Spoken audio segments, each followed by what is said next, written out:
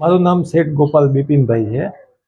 અમારે એક આ ટિફિન સેવાની શરૂઆત અમારે એક માજી જ્યારે પાણીને રોટલી ખાતા હતા ત્યારે મારા મધરે એ જોયેલું અને ત્યાંથી અમારા ઘરે આવી અને મને વાત કરી। ત્યાંથી વિચાર આવ્યો કે આ એ માજીને ટિફિન ઘરે એને રોજ પહોંચી જાય અને રોજ એને જમવાનું મળી જાય। બીજે દિવસથી અમે એને ટિફિન પહોંચાડવાનું શરૂ કર્યું। 2 દિવસ એ માજીએ ટિફિન ખાધું અને પછી અમે એકવાર બેઠા હતા, વિચાર આવ્યો આવો તો ઘણા માજી હશે જેને ઘર સુધી જમવામાં તકલીફ થતી હોય અથવા તો અશક્ત હોય, રસોઈ ન બનાવી શકતા હોય, પૈસા ન હોય, એવાને અમે પછી નક્કી કર્યું કે બધાને ઘર સુધી ટિફિન પહોંચાડવા, નિઃશુલ્ક સેવા એકદમ ઘર સુધી। પછી આવી રીતે ગોતતા ગોતતા ચાલુ થયું। અમારા રાજુભાઈના છોકરાનું વેરિફિકેશન માટે લંડન જવાનું હતું, તેમના વેરિફિકેશન માટે પોલીસ સ્ટેશન ગયા।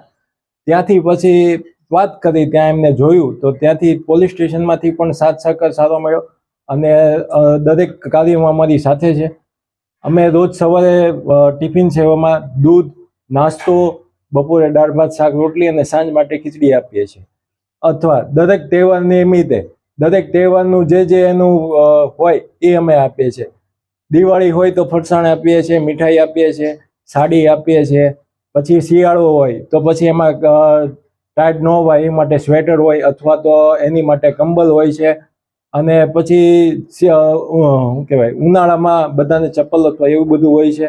અને જેને જે જરૂરિયાત હોય એ મુજબ એમની જાણીએ અને એની જરૂરિયાત પૂરી કરીએ છીએ। હાલ અત્યારે કેટલા લોકો આનો લાભ લઈ રહ્યો છે, લઈ રહ્યા છે?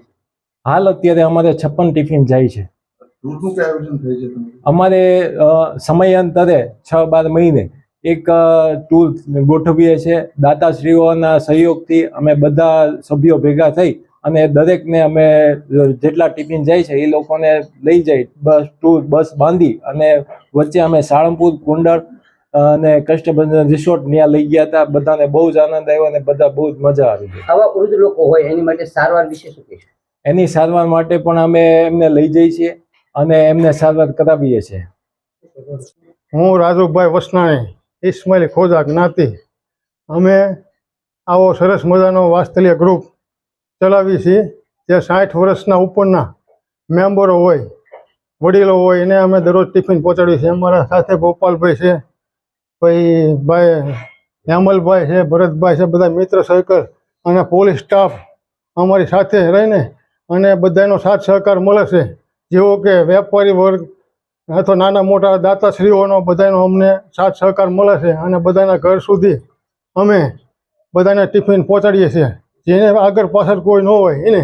અને શરૂઆત અમે ક્યાંથી કરી હતી?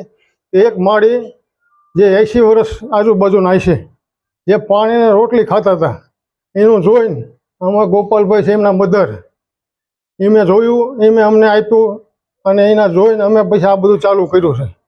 આવી રીતના બધાને અમે અત્યારે 56 ટિફિન અમારે ચાલે છે દરરોજ। શરૂઆત તો મેં અમારે રાજુભાઈ જે સાહેબ છે એમના તરફથી એકવાર મુલાકાત થઈ ત્યારે જાણવા મળ્યું। પછી હું પોતે રૂબરૂ જે વડીલોને ટિફિન અહીંથી પૂરું પાડવામાં આવે છે અને વ્યક્તિગત એમના ઘરે જઈને એમની પરિસ્થિતિ જોઈ તો મને એમ લાગ્યું કે આપણે કર્મચારી છીએ પણ આપણે પણ એક સમાજનો એક ભાગ છીએ અને આપણી પણ ફરજમાં આવે કે આ વડીલો છે અને આને જે કાંઈ જરૂરિયાત હોય, આપણી પગારની આવક છે એમાંથી અમુક ભાગ આપણે પણ આપી શકીએ છીએ। તો મેં મારા સ્ટાફમાં પણ મિત્રોને વાત કરી, એમાંથી એક વ્યક્તિ તો પોતે હજ પડીને આવેલા છે અને એ પણ દર મહિને પોતાના પૈસામાંથી અમુક ભાગ આપે છે આ ટિફિન સેવા માટે। કેટલા કર્મચારીઓ આમાં અનુદાન કરતા હશે? લગભગ આશરે 7 થી 8 કર્મચારીઓ દર મહિને 1લી કે 2જી તારીખ થાય એટલે એ લોકો મને જ કે ભાઈ આપણે ટ્રસ્ટની અંદર વાત્સલ્ય ગ્રુપમાં જે કંઈ આપવાના છે તો એ પૈસા પહોંચાડી દો। નિયમિત રૂપે અમે લગભગ છેલ્લા 7-8 મહિનાથી તો આપીએ છીએ। ખરેખર તો બોટાદ માટે બહુ સારું કહેવાય, જે પ્રથમવાર આ વાત્સલ્ય ગ્રુપે જે શરૂઆત કરી છે બોટાદમાં, જે જરૂરિયાતમંદને ટિફિન દેવું, નિરાધાર માણસોને ટિફિન દેવું, આ બહુ સરસ શરૂઆત કરી છે। ત્યારે હું એવું કહેવા માંગુ છું કે બોટાદના વાત્સલ્ય ગ્રુપને બિરદાવવા જેવું છે, જે પોતાના સ્વયંભૂ ખર્ચે જે પગારમાંથી ખર્ચો કાઢી બચાવ કરી અને આજે વાત્સલ્ય ગ્રુપમાં જે આ બધાને ટિફિન પહોંચાડવાની વ્યવસ્થા કરે છે. અત્યારે શિયાળાનો સમય છે તો કંબળ પણ ઉડાડે છે. ત્યારબાદ કોઈ તહેવાર હોય ત્યારે મીઠાઈ પણ આપે છે. આવું ઘણું આ વાત્સલ્ય ગ્રુપ આપે છે જે જરૂરિયાતમંદને. એથી હું તો એવું કહેવા માંગુ છું કે આ જે વાત્સલ્ય ગ્રુપમાં બોટાદમાં પ્રથમવાર જોડાય છે એમાં સર્વ વેપારી લોકો તેમજ જે દઈ શકે એવા વ્યક્તિને પણ આમાં જોડાવવું જરૂરી છે. કારણ કે ઘણા નિરાધાર વ્યક્તિને સુધી કોઈ પહોંચી નથી શકતું, ત્યારે આ વાત્સલ્ય ગ્રુપ જે પહોંચે છે એને સાથ અને સહકાર દેવો એ જ અમારી અપેક્ષા છે. ત્યારે સૌ લોકોને એવું કહેવું કે વધારેમાં વધારે જોડાય અને આ નિરાધાર વ્યક્તિ પાસે પહોંચે એવી જ પ્રાર્થના. જય શ્રી રામ. હા, આપણે આવે છે ગોપાલભાઈ આવે છે, પછી આપણે આવે છે રાજુભાઈ આવે છે, પછી આપણે આવે છે ઓલા ભાઈ અરવિંદભાઈ આવે છે. આવે છે તો 2 વર્ષ ઉપર થઈ ગયું છે ભાઈ. હા હા, સારું આવે જમવાનું બરોબર માફક આવે છે. કોઈ ચીચી ખાઈ લેવી છે, જમી લેવી છે અને એમના આધારે છે અમે પડ્યા છીએ. પરિવારમાં તો ભાઈના છોકરા હોય ભાઈ, પણ એ કોઈ આખા રહે છે અને એના નાના બાળ બચ્ચા છે એ કોઈ આપણને એમની આશા કરતા નથી. અત્યારે તમે અમારા માવતર છો તો તમે આપો છો તો તમારી નમ્ર વિનંતી છે અને એવી દુઆ દેવી છે કે તમને સદાય માતાજી સુખી રાખે, તમારા બાળ બચ્ચા સુખી રાખે અને તમારી ગાડી આગળ વધે એવી અમારી પ્રાર્થના છે ભગવાન પાસે માંગી છીએ.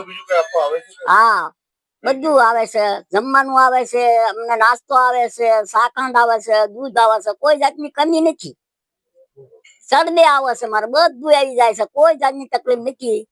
અને અમે અત્યારે એના આધારે પડ્યા છીએ ને એના આધારે ખાઈ પીએ છીએ અને અમારે ઘણું આપવા. જય માતાજી, તમને સાધુ